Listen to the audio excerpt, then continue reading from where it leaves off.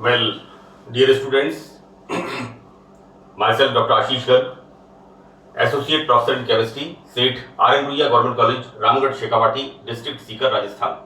बच्चों, हमने स्टार्ट किया है BSc part first. Organic chemistry में टॉपिक है आपके alkanes. This is the part second. मैं इसका पार्ट 1 अपलोड कर चुका हूं। This is the part second. बच्चों, यहां पर मैं एल्केन्स बनाने की विधियां, मेथड ऑफ प्रिपरेशंस, जो मैंने पार्ट फर्स्ट में चालू किए थे उन्हें कंटिन्यू कर रहा हूं। This is the fourth method. चौथा मेथड क्या है यहां पर कि ग्रीनियर अभिकर्मक से हम किस प्रकार एल्केन का संश्लेषण करते हैं, राइट। बच्चों, 12th क्लास में आपने इस तरह का CH3MgBr, इसको आपने 12th क्लास में आपने इसका अध्ययन किया है, ग्रीनियर अभिकर्मक का। और 12th क्लास में ही आपके इसकी रिएक्शंस में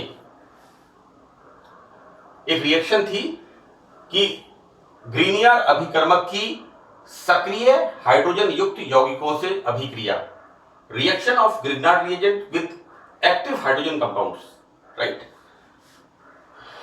तो बच्चों, क्या होता है कि ग्रीनियर अभिकर्मक जब सक्रिय हाइड्रोजन युक्त यौगिकों के साथ अभिक्रिया करता है तो एल्केन बनते हैं।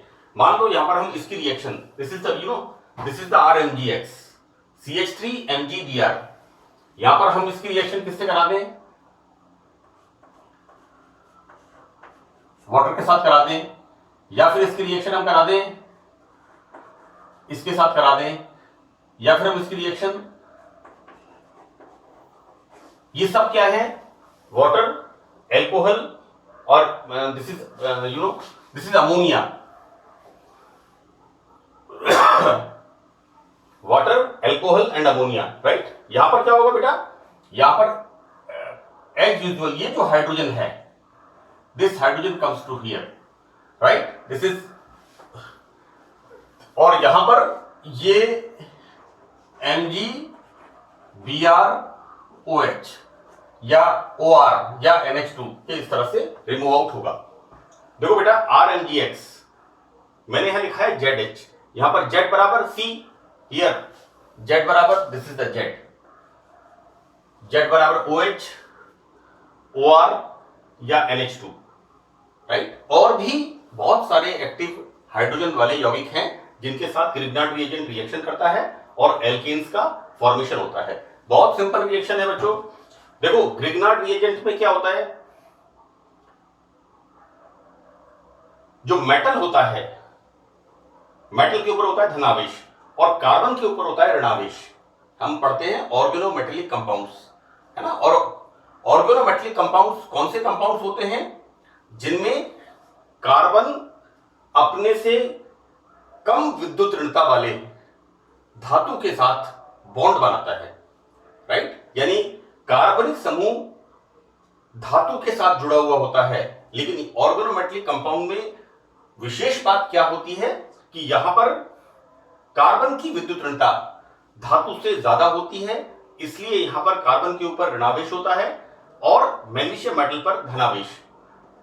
इस तरह से यहां पर चार्ज का सेपरेशन होता है। अब आप देखो बेटा, यहां पर this will attach with this, और ये जो OH होता है ये इसके साथ, मेटल के साथ, आप देखिए MgBrOH। तो इस तरह से ये एग्जांपल मैंने दिया है कि किस प्रकार इथाइल मैग्नीशियम ब्रोमाइड, बच्चों हम यहां पर ले रहे हैं RMgX, है ना। तो एल्किल ग्रुप इथाइल हो सकता है, मिथाइल हो सकता है, प्रोपाइल हो सकता है ना, whatever it is, R alkyl group. So this is the formation of alkene from Grignard reagent, right. This is the fourth method. Now पांचवें मेथड में यहां पर हम कर रहे हैं फ्रॉम कार्बोक्सिलिक एसिड, राइट। अब कार्बोक्सिलिक एसिड से, मान लो मैं फॉर्मूला कार्बोक्सिलिक एसिड का यहां लिखता हूं,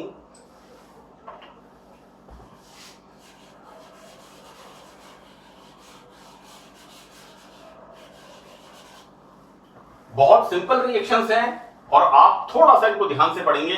बच्चों मान लीजिए मैं यहां पर लिखता हूं this is the carboxylic acid, right, this is the carboxylic acid. अब यहां पर मोटा मोटा हम करते क्या हैं, यहां पर हम करते हैं ये वाला, यानी कार्बोक्सिलिक एसिड में से कार्बोक्सिलिक एसिड के COOH ग्रुप में से कार्बन डाइऑक्साइड को बाहर निकालते हैं। तो इस प्रोसेस को हम क्या कहते हैं, डीकार्बोक्सिलेशन। मैंने इसको लिखा होगा कहीं, this process is called decarboxylation. I don't write here, I right here decarboxylation. इसको आप जरूर इसमें मेंशन करना, लिखना जरूर इसके अंदर आप, the process is decarboxylation, right. यहां पर it's very very important.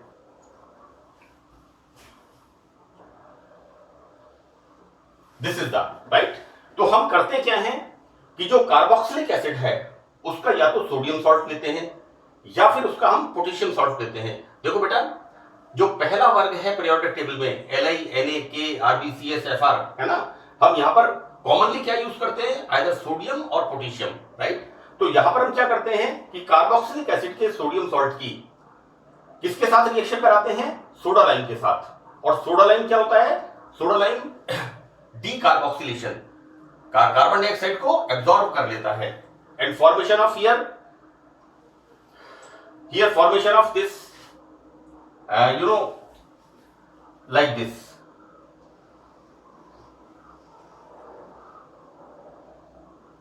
this is the Na2CO3 and ये hydrogen, right, and formation of alkene, right. देखो होता क्या है बेटा कि जैसे हम कार्बोक्सिलिक एसिड को सोडा लाइम के साथ मिक्स करेंगे, राइट, तो क्या होगा, इसका सोडियम सॉल्ट फॉर्म होगा और यहां पर किस तरह से CO2 बाहर निकलेगी, है ना, ये मैंने आपको समझाया है कि formation of Na2CO3 sodium carbonate and formation of this alkane, right. This process is called decarboxylation.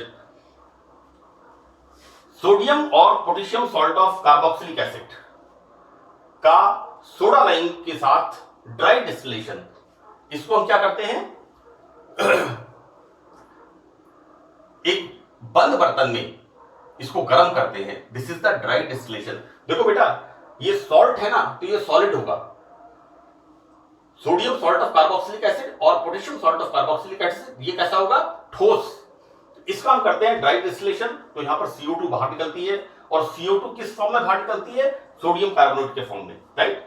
यहां कार्बोक्सिलिक एसिड से एक कार्बन कम वाला एल्केन बनता है। बच्चों यहां पर मान लो हम लेते हैं CH3COONA, राइट, तो यहां पर एक कार्बन कम हो जाता है।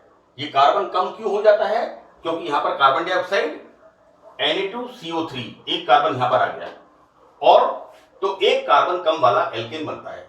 इस बात को ध्यान रखना, मैंने इसको मेंशन यहां पर किया है, लिखा है इस बात को। So we are taking sodium propionate, this is the sodium propionate. जब इसको हम सोडा लाइम के साथ सेम रिएजेंट्स, मैं इसको इस तरह से कर देता हूं, यहां पर NaOH plus CO and soda lime, तो formation of Na2CO3 and formation of ethane, right. So this is the process, first process। हम कार्बोक्सिलिक एसिड से एल्केन प्राप्त कर रहे हैं, ये इसकी पहली विधि है, by the decarboxylation. This is the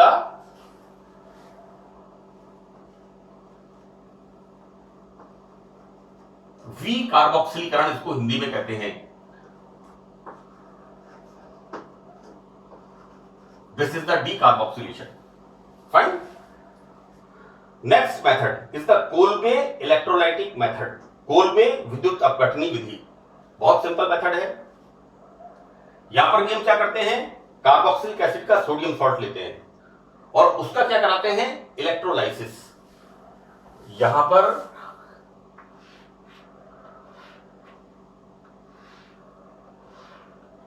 ये प्लस और ये माइनस, राइट।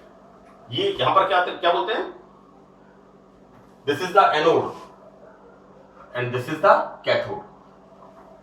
हम यहां पर electrolytic method, Kolbe electrolytic method, बिल्कुल क्लियर मैंने इसको एक्सप्लेन किया है।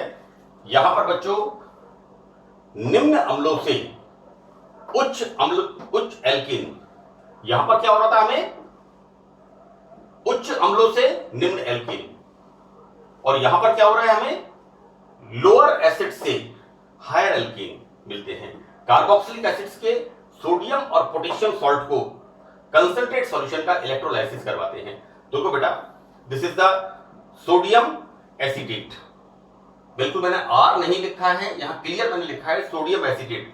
सबसे सिंपल प्रोसेस है कोलबे इलेक्ट्रोलाइटिक प्रोसेस का।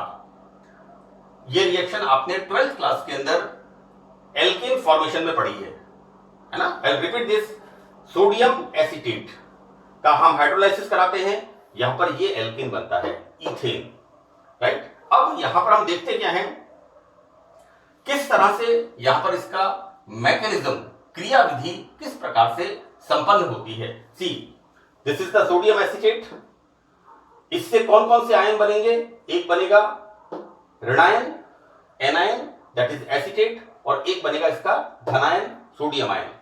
जब हम ये इलेक्ट्रोलाइसिस करेंगे इसके किसका, कंसंट्रेट सॉल्यूशन का, कंसंट्रेट सॉल्यूशन कौन सा, सोडियम एसीटेट का, राइट। यानी कार्बोक्सिलिक एसिड के सोडियम लवण के सांद्र विलयन का हम इलेक्ट्रोलाइसिस करते हैं। सी, यहां पर हमने क्या देखा कि ये सोडियम एसीटेट ऋणायन और धनायन दो तरह के आयन बनाएगा। अब हम देखते क्या है यहां पर, ये जो इसके अंदर बनाए, this is the C acetate ऋणायन, ये जब एनोड के पास जाएगा, ऑब्वियसली ऋणायन है तो ये कहां पर जाएगा, यहां पर, ये एनोड। अब एनोड पर क्या रिएक्शन होगी, ये एनोड पर एक इलेक्ट्रॉन त्याग देगा, ये इलेक्ट्रॉन त्याग देगा, तो यहां पर इसके ऊपर एक सिंगल इलेक्ट्रॉन। अब क्या होगा यहां पर इसके बीच में जो बॉन्डिंग होगी इसका क्या होगा, सम विखंडन, और यहां पर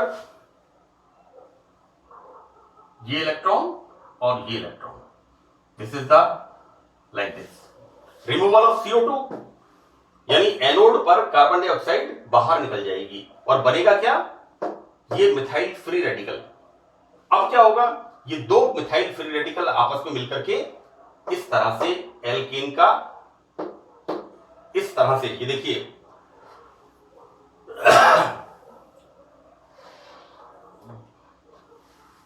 ये इस तरह से एल्केन का सिंथेसिस करेंगे, राइट। और अंत में क्या होगा कि ये जो सोडियम मेटल है ये इलेक्ट्रॉन्स के साथ रिएक्शन करके here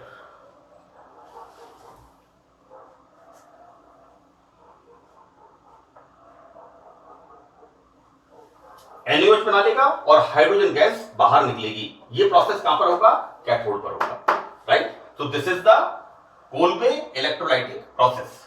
now most common reaction is the क्लीमेंसन reduction, right.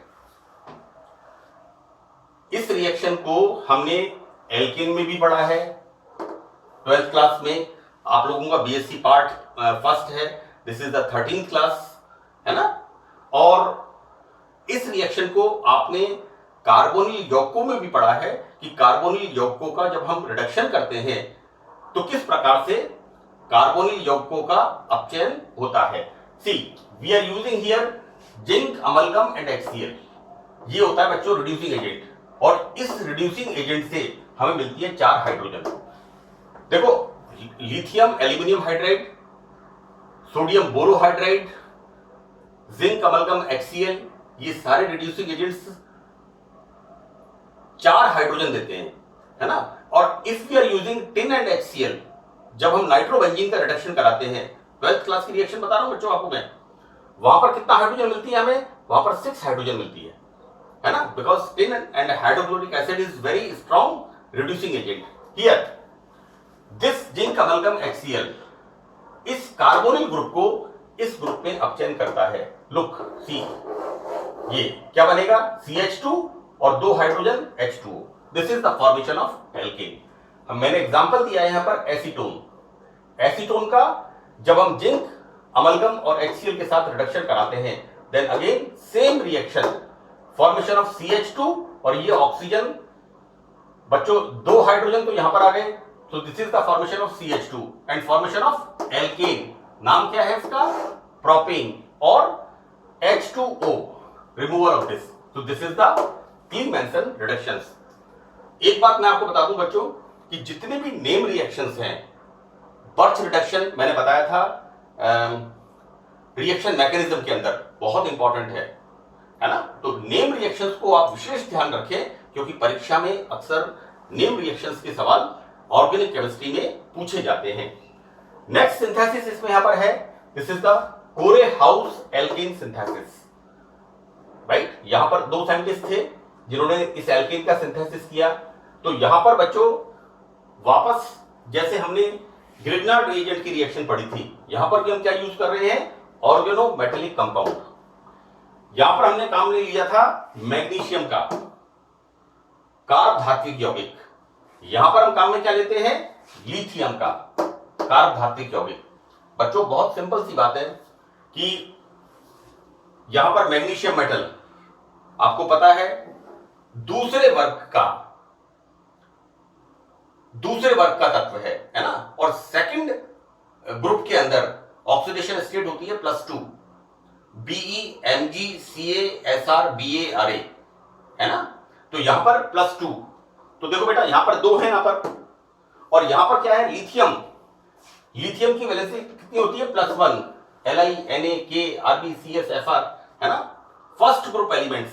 तो यहां पर एक एल्किल समूह ही इसके साथ, जब भी आप ऑर्गेनोमेटेलिक कंपाउंड्स का अध्ययन करें तो मेटल की आप ऑक्सीडेशन स्टेट देख लें, राइट। जैसे एल्यूमिनियम की ऑक्सीडेशन स्टेट कितनी होती है, +3, तो वहां पर कितने एल्किल ग्रुप लगेंगे, 3, ट्राई एल्काइल एल्यूमिनियम, राइट। हम यहां पर क्या पढ़ेंगे, CH3 whole twice Mg, di alkyl magnesium, या यहां पर हमने लिखा है एल्किल और हैलाइड क्योंकि मैग्नीशियम की +2 वैलेंसी है, यहां पर लिथियम की +1 वैलेंसी है, इसलिए यहां पर एक एल्किल समूह यहां पर ऐड होगा। एनीवे, ये तो मैं बात कर रहा था ऑर्गेनोमेटेलिक कंपाउंड की, किस तरह से ऑर्गेनोमेटेलिक कंपाउंड लिखते समय आप सावधानी रखें।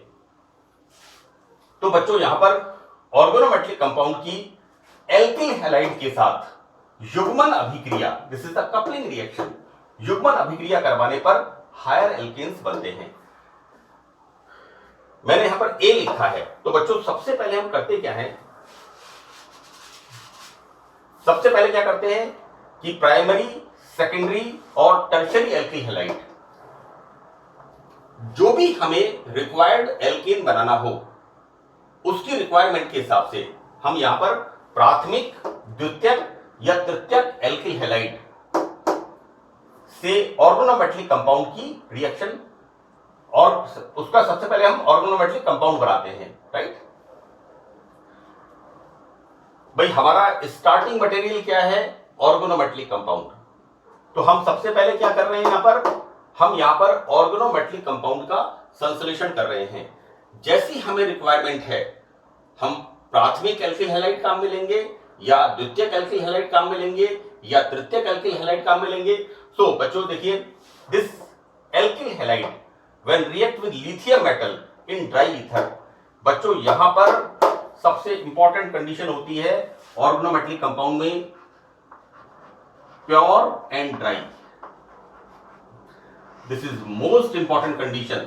मैंने सब जगह पर जहां भी मैंने लेक्चर्स मेरे बनाए हैं उनमें यह बताया है कि एक मैंने शब्द लिखा है प्योर एंड ड्राई, शुद्ध एवं शुष्क। यहां पर this alkyl halide when react with this lithium metal then formation of LiBr and this alkyl lithium, clear. अब बच्चों ये एल्काइल लिथियम जब क्यूप्रस आयोडाइड के साथ, बच्चों यहां पर इसकी वैलेंसी कितना है, +1, और इसकी वैलेंसी है -, इसको हम क्या कहते हैं, cupric, the name is cuprous iodide. तो यहां पर जब एल्काइल लिथियम की रिएक्शन क्यूप्रस आयोडाइड के साथ होती है तो यहां क्या बनता है, क्यूप्रेट, सी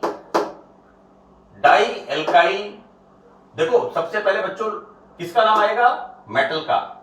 हम लिखते हैं NaCl, पहले सोडियम का नाम आता है, उसके बाद क्लोराइड का नाम आता है। सबसे सिंपल बात मैं आपको बता रहा हूं, हम लिखते हैं कॉपर सल्फेट, तो सबसे पहले Cu2+ होता है और फिर हम लिखते हैं ऋणायन का नाम, है ना भाई। क्या होता है, पहले आपका नाम आएगा और फिर आपके पिताजी का सफिक्स आएगा कि आपके पिताजी सिंह हैं, शर्मा हैं, चतुर्वेदी हैं, पारीख हैं, उसी तरह से, राइट। यानी आपका नाम यानी धनायन का नाम पहले आएगा यहां पर, उसके बाद यहां पर नाम आएगा ऋणायन का। हम क्या देखते हैं यहां पर, लिथियम डाई एल्काइल क्यूप्रेट 8, क्यूप्रेट सल्फेट, देखो 3 सफिक्स हैं, IDE, ITE and ATE. These are used commonly for the anions, right? This is the lithium dialkyl cuprate. Now this lithium dialkyl cuprate when react with alkyl halide, यहां पर हमने बेटा कोरे house synthesis में, मैंने इस पे लिखा होगा शायद हायर एल्केन्स, जो कोरे हाउस सिंथेसिस है वो स्पेसिफिक होता है उच्च एल्केन्स के लिए। तो I am taking here 1 6 7 8, this is the octyl iodide. हम पढ़ते हैं propyl iodide, butyl iodide, pentyl, hexyl, heptyl, this is the octyl iodide.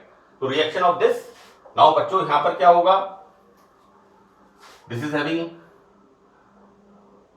यहां पर क्या होगा बच्चों, यहां पर एक मिथाइल ग्रुप यहां पर ऐड होगा, सी यहां पर कितना हो गया, 8 के बाद 6 7 8, 1 और 6 7 8 9, दिस इज द नॉनेन। ये कैसा है, स्ट्रेट चेन। दूसरा क्या बनेगा यहां पर बनेगा this CH3Cu, right, this is CH3Cu and formation of LiI, this LiI, so this is the formation of higher alkanes, right। ये बहुत इंपॉर्टेंट मेथड है और मैंने बिल्कुल एक एक चीज को बहुत स्पष्ट तरीके से समझाने की कोशिश की है कि किस प्रकार यहां पर हम पहले अपनी रिक्वायरमेंट के हिसाब से कार्ब धात्विक यौगिक का संश्लेषण करते हैं। यहां पर ये एल्किल ग्रुप प्राथमिक हो सकता है, द्वितीयक हो सकता है, तृतीयक हो सकता है, मतलब primary alkyl halide, secondary alkyl halide और टर्शियरी एल्किल हैलाइड का हम यूज करते हैं with lithium metal in dry ether and the conditions is pure and dry. अगर थोड़ी सी भी यहां पर नमी होगी तो ये कंपाउंड तुरंत हाइड्रोलाइज हो जाएगा, क्या बना लेगा, वाटर के साथ LiOH और मीथेन गैस। तो हमें यहां पर ध्यान रखना है dry, pure and dry, right. इस तरह से हम कोरे हाउस सिंथेसिस से उच्च एल्केन्स का, हायर एल्केन्स का संश्लेषण करते हैं। Now physical properties of alkanes, बच्चों पहला पॉइंट, C1 से C4 तक एल्केन्स कैसे होते हैं, कलरलेस गैसेस हैं। C1 to C4 यहां पर ये कैसे होते हैं, रंगहीन एवं गंधहीन, इनकी कोई स्मेल नहीं आती, राइट।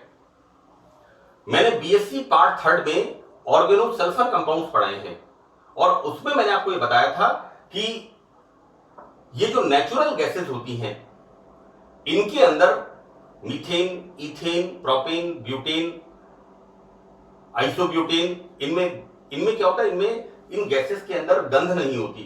तो जब इन गैसेस के लिए पाइपलाइन डालते हैं तो इनके अंदर क्या करते हैं, सल्फर कंपाउंड्स मिला देते हैं और सल्फर कंपाउंड्स मिलाने से क्या होता है, इन गैसेस के लीकेज का पता लग जाता है। मैंने बीएससी पार्ट 3 में ऑर्गेनो सल्फर कंपाउंड्स में इस बात को विशेष रूप से बताया है। उपयोग के अंदर usages of organo sulphur compound, उस पर मैंने कहीं पर 1-2 जगह पर इस बात को मैंने विशेष रूप से बताया है कि नेचुरल गैसेस जिनमें किसी प्रकार की कोई स्मेल नहीं होती, ऑर्डरलेस, कलरलेस, तो वहां पर पाइपलाइन में लीकेज का पता लगाने के लिए इसमें हम इसको मिक्स करते हैं, राइट। तो यहां पर मीथेन से लेकर ब्यूटेन तक, C4 तक, एल्केन्स कैसे होते हैं? Colourless gases. अब C15 से C17 तक, राइट, यहां तक के एल्केन्स में क्या होता है? These are colourless and odourless liquids. Number of carbon atom बढ़ गए, नंबर ऑफ कार्बन एटम बढ़ने से यहां पर ये क्या हो गए? Liquids, right. और ये कैसे होते हैं? रंगहीन एवं गंधहीन। और बच्चों हायर एल्केन्स ये होते हैं सॉलिड्स, और ये भी हायर एल्केन्स कैसे होते हैं? कलरलेस एवं odourless. Now the second point is very important for the, it's very very important. See, ये जो बिंदु है ये बहुत महत्वपूर्ण बिंदु है बच्चों। मैंने इसको, इस क्वेश्चन को सेकंड ग्रेड थर्ड ग्रेड की परीक्षा में कॉम्पिटिटिव एग्जाम्स के अंदर भी मैंने देखा है।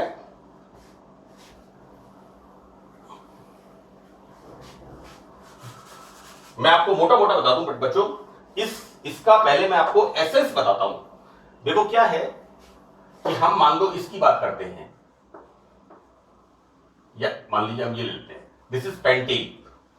इस पेंटेन के जब हम आइसोमर लिखते हैं कैसे लिखते हैं? This is the isopentane. और एक इसके अंदर हम लिखते हैं इस तरह से, दिस इज द नियोपेंटेन। ये हमारा एन पेंटेन, ये हमारा आइसोपेंटेन, और ये हमारा नियोपेंटेन, राइट। देखो बेटा, एक एग्जांपल अक्सर मैं बच्चों को क्लास में देता हूं कि मान लो आपके पिताजी 5 भाई हैं, और ये आपके पिताजी जो 5 भाई हैं ये 5 गांवों के अंदर रहते हैं, राइट। और ये 5 गांवों के अंदर रहने से क्या है, आपकी हैसियत बहुत अच्छी है। लेकिन जैसे जैसे यहां पर ब्रांचिंग होती जाएगी तो आपके परिवार की ताकत कम होती जाएगी। हम एक कहानी पढ़ते हैं, यूनियन इज द स्ट्रेंथ, संगठन में शक्ति होती है। यहां पर बच्चों ये क्या है, एक सीध में होते हैं, जो C1 का है वो C5 का है, राइट। यानी 5 गांव के अंदर आपकी ताकत, क्योंकि यहां पर क्या है, स्ट्रेट चेन। जैसे जैसे यहां पर ब्रांचिंग होती जाएगी, अब क्या हो गया, यहां पर 4 जने रह गए, फिर ब्रांचिंग हो गई, यहां पर 3 जने रह गए, राइट। तो क्या होगा, यहां पर ताकत कम होती जाएगी, है ना। मैं इसको इस तरह से बताता हूं कि यहां पर एल्केन्स के अंदर जो अनब्रांच चेन होती हैं उनके बॉइलिंग पॉइंट्स ज्यादा होते हैं। जब आपके पिताजी के 5 भाई एक साथ रहेंगे तो उनका बॉइलिंग पॉइंट हाई होगा, और जैसे जैसे उनमें ब्रांचिंग होती जाएगी वैसे वैसे उनका बॉइलिंग पॉइंट कम होता जाएगा, उनकी ताकत कम होती जाएगी, राइट। और इसको हम केमिस्ट्री की भाषा में कैसे लिखेंगे कि एल्केन्स के बॉइलिंग पॉइंट मॉलिक्यूलर वेट बढ़ने के साथ साथ बढ़ते जाते हैं। Obviously methane, ethane, propane, butane, pentane, molecular weight जैसे जैसे बढ़ता है वैसे वैसे इनके बॉइलिंग पॉइंट्स बढ़ते जाते हैं। अब समावयवी एल्कीन्स में these are the 3 isomers of pentane, N-pentane, isopentane, neopentane। तो इन आइसोमर्स में जैसे जैसे एल्केन्स में ब्रांचिंग होती जाएगी तो बॉइलिंग पॉइंट्स अनब्रांच्ड एल्केन्स की तुलना में कम होते जाते हैं। जैसे जैसे ब्रांचिंग होती जाएगी अनब्रांच्ड चेन की तुलना में इनके बॉइलिंग पॉइंट्स, सबसे ज्यादा बॉइलिंग पॉइंट इसका होगा, उसके बाद इसका होगा, उसके बाद इसका होगा, राइट। मेरा यहां कहने का मतलब है कि अशाखित एल्केन्स के क्वथनांक बॉइलिंग पॉइंट शाखित एल्केन्स की तुलना में कम होते हैं।